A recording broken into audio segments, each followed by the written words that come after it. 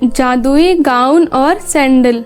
एक बार की बात है, एक गांव में पीहू नाम की एक लड़की रहती थी। वह अपने माँ के साथ रहती थी। उसकी माँ शकुंतला दूसरों के घरों में खाना बनाने का काम करती थी। पीहू दिखने में ज्यादा सुंदर नहीं थी। कुछ सालों पहले उनका एक्सीडेंट हुआ था, जिसमें उसके पापा की मृत्यु हो जाती है और उस एक्सीडेंट में पीहू अपने दोनों पैर खो बैठती है, जिसके कारण पीहू को हमेशा व्हीलचेयर पे ही रहना पड़ता था। उसकी माँ शकुंतला ने कई डॉक्टरों को दिखाया, पर कोई भी पीहू के पैरों को ठीक नहीं कर पाया, जिससे उसकी माँ अक्सर परेशान रहा करती थी। फिर उसकी माँ पीहू को बोलती है, बेटा तुम परेशान मत हो, मैं तुम्हारा इलाज जरूर करवाऊंगी। फिर पीहू बोलती है, माँ बस आप ये जिद छोड़ दो, मैं कभी भी ठीक नहीं हो सकती। आप क्यों मुझे नए नए हॉस्पिटल ले आती हो नए डॉक्टरों से मिलवाने के लिए? हर कोई तो मना ही कर देता है कि वह मेरा इलाज नहीं कर सकता, तो आप भी यह मान लो कि मैं कभी भी नहीं चल सकती। फिर उसकी माँ बोलती है, मैं ऐसे कैसे मान लूं? तू जरूर चलेगी, देख लेना, मैं तेरा इलाज जरूर करवाऊंगी, चाहे कितने भी पैसे खर्च हो जाए। माँ हमारे पास पैसे है ही कितने खर्च करने के लिए, मुश्किल से तो हमारा गुजारा चलता है। बस करो माँ, बहुत हो गया, आप यूँ पैसा बर्बाद करना छोड़ दो। मैं ऐसे ही रहने वाली हूँ हमेशा, शायद मेरे किस्मत में लिखा ही नहीं है कि मैं चल सकूं। चलो माँ अब घर चलते हैं। फिर शकुंतला पीहू को लेकर घर चली जाती है। पीहू कभी स्कूल तो नहीं गई थी, पर वह घर पे ही रहकर पढ़ाई किया करती थी। उसे किताबें पढ़ने का बहुत शौक था और उसे यूट्यूब पे कहानियाँ सुनना भी बहुत पसंद था। वह अक्सर अपनी माँ का फ़ोन ले लिया करती थी और नई नई कहानियाँ सुना करती थी। ऐसे ही एक दिन जब उसकी माँ काम पे जाने वाली होती है तो वह पीहू से बोलती है, बेटा पीहू, मैं काम पर जा रही हूँ, तुझे कुछ चाहिए तो बता, मैं शाम को आते टाइम लेते आऊंगी। फिर पीहू बोलती है, माँ आप ना आते टाइम मेरे लिए एक अच्छी सी किताब ले आना और अपना फ़ोन भी देकर जाओ मुझे, मैं इसमें कहानियाँ सुनती हूँ। तो लाओ अपना फ़ोन दो, मुझे कहानियाँ सुननी है। अच्छा ठीक है, ये लो, तुम यहाँ कहानियाँ सुनो, मैं शाम तक आ जाऊंगी। ठीक है माँ। फिर शकुंतला अपने काम पर चली जाती है और वहीं पीहू मजे से अपनी कहानियाँ सुनने लगती है। ऐसे ही कुछ दिन बीत जाते हैं।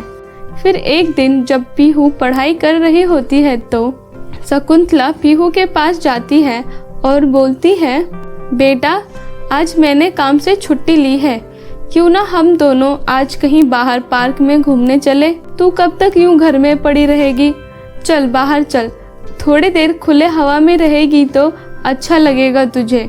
फिर पीहू बोलती है, नहीं माँ, मुझे बाहर नहीं जाना, बाहर सब मेरा मजाक उड़ाते हैं, मुझे लंगड़ी बुलाते हैं और पता नहीं क्या क्या बोलते रहते हैं। मैं यहीं ठीक हूँ, मुझे नहीं जाना बाहर कोई हवा खाने। आपको जाना है तो आप चली जाइए, पर मैं नहीं जाऊंगी। इतना बोलकर पीहू अपने किताबों में लग जाती है। फिर पीहू की माँ उसके हाथों से किताब ले लेती है और टेबल के कोने पर रख देती है। फिर पीहू बोलती है, माँ आप ये क्या कर रही हो, मेरी किताब मुझे दो। फिर उसकी माँ बोलती है, बस कर, कितना पढ़ेगी, इतना पढ़ेगी तो तुझे चश्मा लग जाएगा। एक तो मैंने तेरे लिए छुट्टी करी और तू है कि चलने का नाम नहीं ले रही है। अब तुझे ये किताब तभी मिलेगी जब तू मेरे साथ घूमने चलेगी। फिर हार कर पीहू बोलती है, अच्छा ठीक है, ले चलो जहाँ भी आपको ले जाना हो मुझे। फिर शकुंतला पीहू को एक बहुत ही सुंदर पार्क में ले जाती है। पार्क बहुत ही सुंदर था, जिसे देख पीहू बहुत खुश होती है। उसे खुश होता देख उसकी माँ बोलती है, क्यों, अच्छा लगा ना? फिर पीहू बोलती है, हाँ माँ, बहुत ही सुंदर पार्क है ये तो, इसीलिए मैं बोलती हूँ कि थोड़ा घूमा कर मेरे साथ। फिर वह दोनों कुछ देर बैठकर वहाँ पर बातें करते हैं। थोड़ी देर बाद शकुंतला की मालकिन का कॉल आता है और वह शकुंतला से बोलती है, शकुंतला क्या तुम जल्दी मेरे घर आ सकती हो?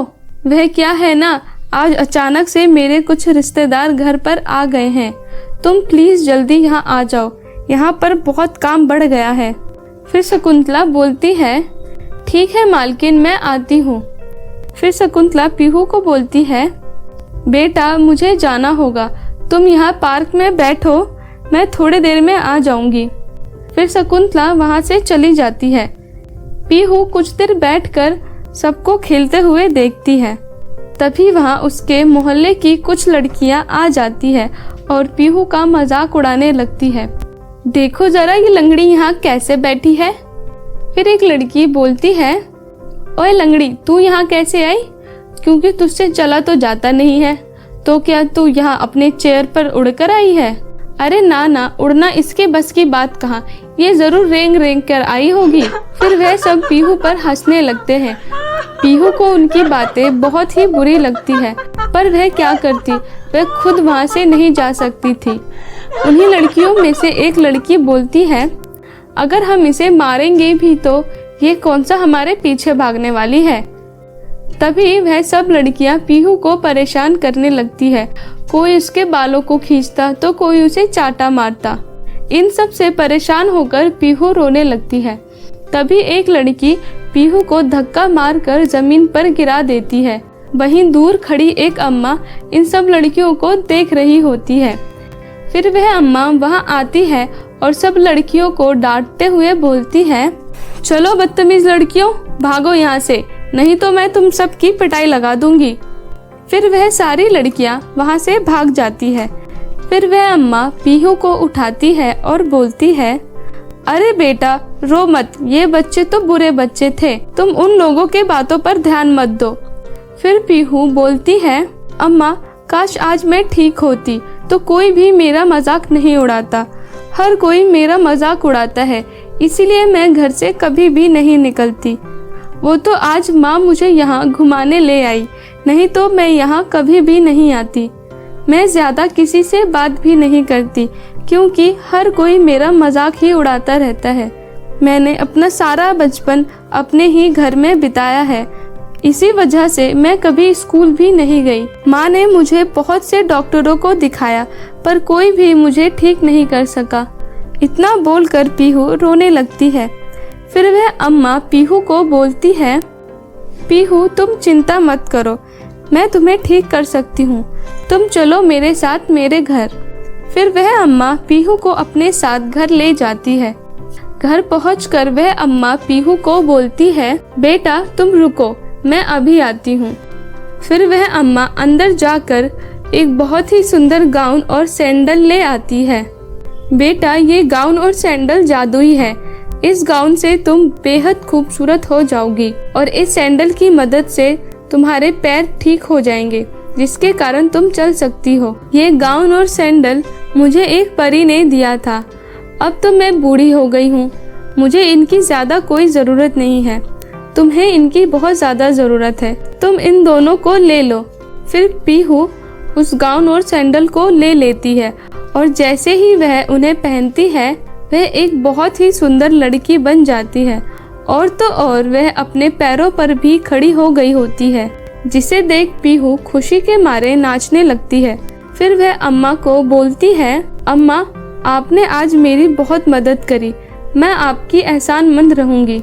अब मुझे जाना चाहिए, माँ पार्क में मेरा इंतजार कर रही होगी। फिर पीहू अम्मा को धन्यवाद बोलकर वहाँ से चली जाती है। उसकी माँ पार्क में पहुंचकर पीहू को ना पाकर इधर उधर ढूंढती है।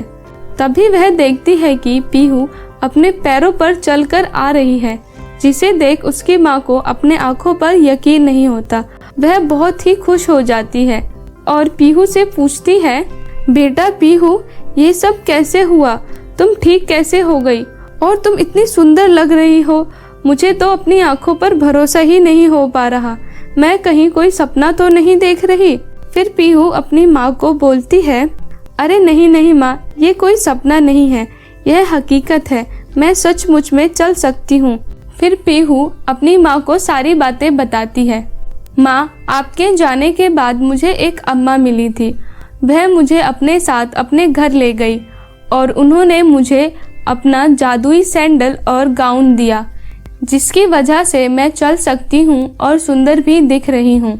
यह बात सुनकर उसकी माँ बहुत ही खुश हो जाती है और बोलती है, चलो बेटा अब हम घर चलते हैं। फिर वह दोनों खुशी खुशी अपने घर चली जाती हैं। फूलों की जादुई परी। एक समय की बात है, एक गांव में प्रियांशी नाम की एक राजकुमारी रहती थी। वह राजकुमारी बहुत ही सुंदर थी, पर उसे अपनी सुंदरता पर बहुत ज्यादा घमंड था। अपनी सुंदरता की वजह से वह सबको अपने आप से कम आका करती थी। वह हमेशा बस दूसरों को जलील किया करती थी। ऐसे ही एक दिन जब उसकी नौकरानी उसके सैंडल को साफ कर रही होती है तो उसके हाथों से उसकी सैंडल छूटकर नीचे गिर जाती है, जिसे देखकर प्रियांशी बोलती है, ओए नौकरानी अंधी है, देखकर काम नहीं कर सकती, मेरा इतना महंगा सैंडल गिरा दिया, इसके नग निकल गए होते तो मेरा पूरा सैंडल खराब हो जाता। मैं तुझे ऐसे नहीं छोड़ूंगी, मैं तुझे इस गलती की कड़ी सजा दूंगी ताकि तुझे यह गलती जिंदगी भर याद रहे। फिर वह नौकरानी राजकुमारी से माफी मांगते हुए बोलती है, नहीं नहीं राजकुमारी जी, आप प्लीज मुझे कोई सजा ना दे, मुझसे गलती हो गई, आज के बाद ये गलती दोबारा नहीं होगी, आप मुझे कृपया सजा ना दे और मुझे माफ कर दे। नहीं, मैं तुझे बिल्कुल माफ नहीं करने वाली, मैं तुझे काल कोठरी में डलवा कर रहूंगी ताकि यह सजा तुझे जिंदगी भर याद रहे और तुम दोबारा ऐसा करने का सोचो भी ना। फिर वह नौकरानी बोलती है, नहीं नहीं राजकुमारी जी, मुझे माफ कर दीजिए, मैंने ये जानबूझकर नहीं किया, ये तो मुझसे गलती हो गई थी, आइंदा ऐसी गलती दोबारा नहीं होगी मुझसे। उस नौकरानी के बहुत विनती करने के बाद भी प्रियांशी उनकी एक नहीं सुनती और उसे काल कोठरी में बंद करवा देती है। सैनिकों, ले जाओ इस बूढ़ी औरत को और इसे ले जाकर कुछ दिनों के लिए काल कोठरी की हवा खिलाओ, जिससे इसे काम करने की थोड़ी अकल आएगी कि काम किया कैसे जाता है। जब यह बात महारानी सुषमा को पता चलती है तो वह फौरन उस नौकरानी को काल कोठरी से छुड़वा लेती है और अपने सैनिक से पूछती है, किसके बोलने पे तुमने इन्हें काल कोठरी में डाला? भले ही ये नौकरानी है, पर इन्होंने यहाँ सालों से काम किया है। मैं पूछती हूँ कि तुमने किसकी इजाजत से इन्हें काल कोठरी में डाला है? फिर वह सैनिक बोलती है, महारानी जी हमें माफ कर दीजिए, हमने ऐसा राजकुमारी जी के कहने पर किया है। जब यह बात महारानी को पता चलती है तो वह उस नौकरानी से पूछती है, क्या यह सही बोल रही है? क्या आपको मेरी बेटी ने काल कोठरी में डलवाया है? फिर वह नौकरानी बोलती है, महारानी जी मेरी ही गलती थी, मुझसे राजकुमारी जी का सैंडल गिर गया था, जिसकी वजह से उन्होंने मुझे काल कोठरी में डाला। फिर महारानी बोलती है, मैं अपनी बेटी की तरफ से आपसे माफी मांगती हूँ। कोई बात नहीं महारानी जी। फिर महारानी अपनी बेटी प्रियांशी के पास जाकर बोलती है, प्रियांशी ये तुमने अच्छा नहीं किया। क्या माँ, ऐसा क्या कर दिया है मैंने? ज्यादा बनो मत। मुझे सैनिकों से पता चला कि तुमने मालिनी को काल कोठरी में डलवाया था, और वो भी एक सैंडल के गिर जाने के लिए। तुम्हें जरा सी भी शर्म नहीं आई? अभी जाकर तुम उनसे माफी मांगो। उन्होंने तुम्हें बचपन से पाला है, मुझसे ज्यादा उन्होंने तुम्हारा ख्याल रखा है, और तुमने उनके साथ इतनी बदतमीजों की तरह व्यवहार किया। फिर प्रियांशी बोलती है, माँ वे एक नौकरानी है, यह उसका काम है जिसके लिए उसे पैसे मिलते हैं। यहाँ अगर कोई एहसान नहीं करती है वो हम पर। अगर वो अपने अच्छे काम के लिए पैसे लेती है तो उन्हें अपने खराब काम करने के लिए भी तो सजा मिलनी चाहिए ना। तुम उनसे माफी मांगती हो या नहीं? नहीं नहीं, मैं नहीं मांगूंगी। इतना बोलकर प्रियांशी वहाँ से चली जाती है और जाकर अपने गार्डन में बैठ जाती है।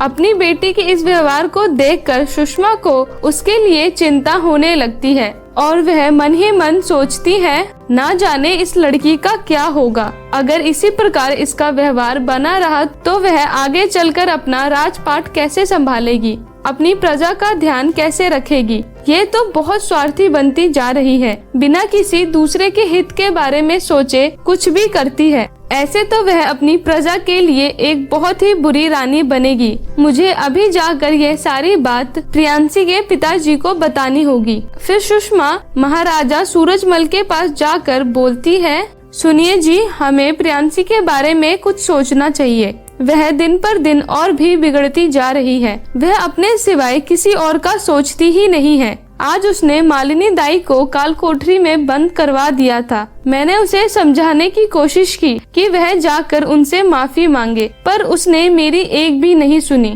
और वहाँ से चली गई। मुझे प्रियांशी की इस व्यवहार की वजह से उसकी भविष्य की चिंता हो रही है। महारानी सुषमा की यह बात सुनकर महाराजा सूरजमल कहते हैं, हाँ, चिंता तो अब मुझे भी होने लगी है उसकी। अगर उसका ऐसा ही व्यवहार रहा तो वो राजपाट कैसे संभालेगी, इसकी तो मुझे बहुत चिंता हो रही है। अगले साल वो 18 साल की हो जाएगी। मैं उसका राज अभिषेक करने का सोच रहा था, पर उसको मैं अब राजपाट कैसे दूं? उसको तो अपनी जिम्मेदारी का ही एहसास नहीं है, वो राजपाट कैसे संभालेगी? ये सब हमारी ही गलती है। हमने उसे कभी भी जिम्मेदारी का एहसास नहीं कराया। आज वो जैसी बन गई है, इसमें हमारा ही दोष है। फिर महारानी सुषमा बोलती है, हाँ, पर अब हमें उसे सही राह दिखानी होगी। हमें उसे उसकी जिम्मेदारियों का एहसास करवाना होगा। और वहीं प्रियांशी अपने गार्डन में बैठी होती है। उसका गार्डन बहुत ही ज्यादा सुंदर था। वहाँ तरह तरह के रंग बिरंगे फूलों के पौधे थे। उसके गार्डन में एक लड़की काम करती थी जिसका नाम मीना था। मीना बहुत ही गरीब परिवार से थी। उसके घर में उसकी बूढ़ी दादी के सिवाय कोई नहीं था। वह राजमहल के गार्डन में काम करके अपना घर चलाया करती और अपनी दादी का ख्याल रखती थी। उसे फूल बहुत पसंद थे। वह राजमहल के फूलों का बहुत ख्याल रखती है। उस दिन भी वह उन फूलों में पानी डाल रही थी। पानी डालते डालते उससे कुछ पानी के छींटे प्रियांशी के कपड़े पर गिर जाता है, जिसे देखकर प्रियांशी गुस्से से आग बबूला हो जाती है और गुस्से में आकर बोलती है, अंधी कहेगी, तुम सब नौकर एक जैसे हो गए हो, एकदम कामचोर। अपना काम तक सही से नहीं करते हो तुम लोग। जब देखो तब कोई ना कोई चीज खराब करते रहते हो। इतना बोलकर प्रियांशी उसे एक चाटा लगा देती है। फिर मीना उसे माफी मांगते हुए बोलती है, राजकुमारी जी, मुझे माफ कर दीजिए। मैंने आपको देखा नहीं था कि आप गार्डन में बैठी हुई हो। प्रियांशी मीना की एक नहीं सुनती और धक्के देकर उसे वहाँ से भगा देती है। तभी एक सैनिक महाराजा और महारानी के कमरे में जाकर बोलती है, क्षमा कीजिएगा महाराज, पर राजकुमारी प्रियांशी ने मीना को धक्के मारकर महल से बाहर निकाल दिया है। फिर वह दोनों गुस्सा हो जाते हैं। फिर प्रियांशी के पास जाकर उसकी माँ बोलती है, प्रियांशी, ये क्या किया तुमने? मीना को काम से निकाल दिया? माँ, उसने मेरे शाही कपड़े खराब कर दिए। बस प्रियांशी, बहुत हो गया। हम तुम्हें कुछ नहीं कह रहे तो तुम अपनी मनमानी करती जा रही हो। तुमने इतनी प्यारी बच्ची को काम से निकाल दिया। उसकी तरह हमारे गार्डन का कोई ख्याल नहीं रख पाता था और तुमने बिना कुछ सोचे समझे उसे काम से निकाल दिया। सच में प्रियांशी, तुम कभी कभी बहुत हद कर देती हो। तुम्हें जरा भी अंदाजा नहीं है कि आज तुमने क्या किया है। पर माँ, उसने मेरी ड्रेस गंदी करी थी और आप एक नौकरानी के लिए मुझे डांट रही हो। आप मेरी बातों को ना ही सुन रही हो और ना ही समझने की कोशिश कर रही हो। बस अब बहुत हो गया। अब कुछ समझने समझाने लायक बचा ही नहीं है। आज से तुम इस गार्डन की देखभाल करोगी और गार्डन को जैसे मीना ने रखा था वैसे ही रखना होगा। और आज से तुम्हें कोई शाही कपड़े और सैंडल नहीं मिलेंगे। तुम साधारण कपड़े पहनोगी और नौकरों की तरह रहोगी। हमारा ये गार्डन पुरखों का है। ध्यान रखना कि इसका एक पौधा भी ना मुरझाए। अगर एक पौधा भी मुरझाया तो तुम्हारी सजा के 1 साल जुड़ जाएंगे। अपनी माँ की यह बात सुनकर प्रियांशी अपने पापा से बोलती है, पापा, आप माँ को देखो ना, वह मेरे साथ कैसा दुर्व्यवहार कर रही है। सूरजमल के बोलने से पहले ही उसकी माँ बोलती है, मैं दुर्व्यवहार कर रही हूँ? और जो तुम दूसरों के साथ करती हो वो क्या है? अब तुम्हारे साथ दुर्व्यवहार हो रहा है तो तुम्हें बुरा लग रहा है। फिर महाराजा सूरजमल बोलते हैं, बेटी प्रियांशी, माँ सही कह रही है। तुम्हें जब तक अपनी जिम्मेदारी का एहसास नहीं होता तब तक तुम्हें ऐसे ही जिंदगी जीनी है जैसे तुम्हारी माँ ने बोला है। फिर उसके माता पिता वहाँ से चले जाते हैं। प्रियांशी से सारे शाही अधिकार छीन लिए जाते हैं। अब वह भी घर के नौकरों में शामिल हो गई थी, पर फिर भी वह अपने घमंड में ही रहती थी और ढंग से कोई काम नहीं करती थी। उसे लगता था कि उसके माता पिता कुछ ही दिनों में मान जाएंगे, फिर वह पहले जैसे रह सकती है। इसीलिए वह कोई काम नहीं करती, बस बैठी रहती थी। तभी उसकी माँ वहाँ आ जाती है और बोलती है, ओए नौकरानी, क्यों काम नहीं कर रही है?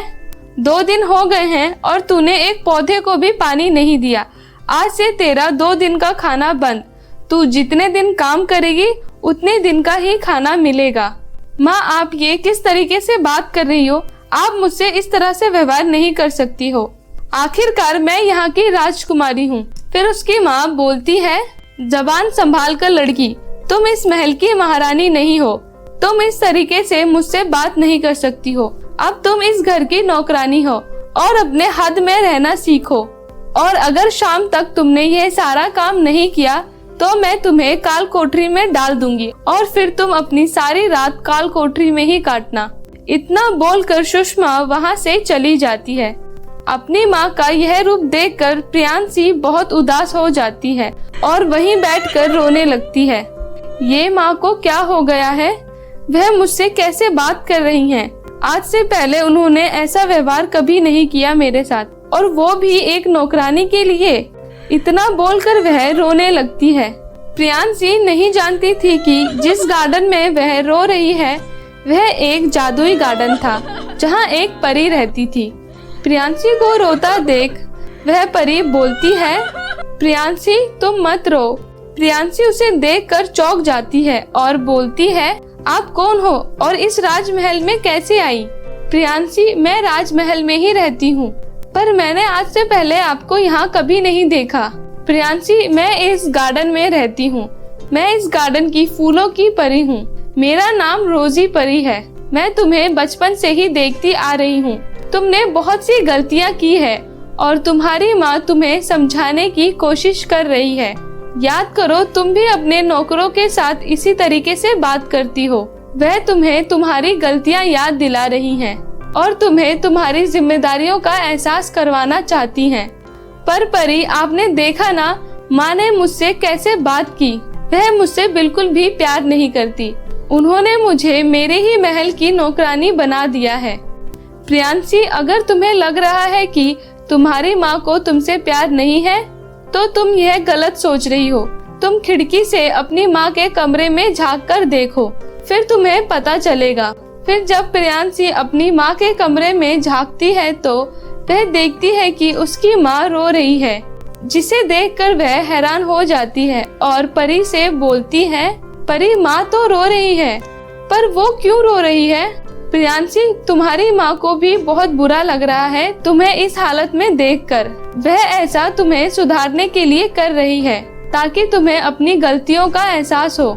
यह सब सुनकर प्रियांशी को अपनी गलतियों का एहसास होता है। फिर वह परी से बोलती है, रोजी परी, आपका शुक्रिया कि आपने मेरा मार्गदर्शन किया, नहीं तो मैं अपनी ही घमंड में इतनी खोई हुई थी कि दूसरों के बारे में कभी सोचा ही नहीं। मैं अपनी ही घमंड में इतनी चूर थी कि मुझे एहसास ही नहीं था कि जो मैं बोल रही हूँ उससे सामने वाले को कितना बुरा लग सकता है। मैं आज के बाद कभी भी किसी के साथ दुर्व्यवहार नहीं करूँगी और अपनी जिम्मेदारियों को भी समझूंगी और अपनी पूरी मेहनत के साथ काम करूंगी। फिर प्रियांशी बहुत ही मेहनत के साथ गार्डन का देखभाल करती है और अपना काम करती है। ऐसे ही कुछ महीने बीत जाते हैं। उसे इतनी मेहनत के साथ काम करता देख उसके माता पिता को एहसास होता है कि वह सुधर चुकी है और उसे अपनी जिम्मेदारियों का भी एहसास हो चुका है। फिर वह उसके पास जाकर उसे बोलते हैं, हम तुम्हें माफ करते हैं। तुम्हें अपनी गलतियों का एहसास हो चुका है। अब तुम हमारे साथ राजमहल में रह सकती हो। यह सुनकर प्रियांशी बहुत खुश होती है और फिर अपने माता पिता के साथ राजमहल में चली जाती है। तो मेरे प्यारे दोस्तों, कैसी लगी आपको हमारी ये कहानी? प्लीज कमेंट करके जरूर बताएं और इसे अपने दोस्तों के साथ भी जरूर शेयर करें। और हाँ दोस्तों, अगर आपने अभी तक हमारे इस चैनल को सब्सक्राइब नहीं किया है तो प्लीज नीचे लाल बटन दबाकर अभी सब्सक्राइब कर लें। तो मिलती हूँ आपको किसी नई कहानी के साथ। तब तक अपना ध्यान रखें। Tata, bye bye.